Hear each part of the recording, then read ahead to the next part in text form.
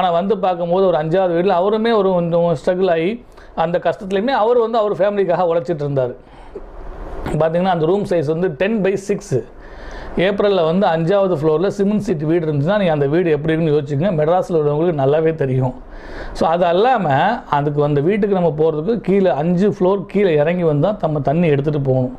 So இதெல்லாமே ஒரு பக்கம் நம்ம இதெல்லாம் நம்ம மேனேஜ் பண்ணிடலாம், நம்ம அட்ஜஸ்ட் பண்ணி தான் நம்ம வாழணும், நம்ம வந்துட்டோம் அப்படின்னு செய்யும்போது ஒரு மாதத்துக்கு மேலே என்னால் வந்து இதை தாக்கு பிடிக்க முடியல. ஒரு கட்டத்தில் மனசு உடஞ்சி நம்ம வந்து வீட்டுக்கே திருப்பி போயிட்டு அவங்க சொன்ன மாதிரியே ஒரு கவர்மெண்ட் ஜாப்போ அல்லது ஃபாரினுக்கோ நம்ம போயிடலாம் அப்படின்னு ஒரு கட்டம் வந்து ஒரு 2-3 டேஸ் மைண்டில் ஓடிக்கிட்டு இருக்குது.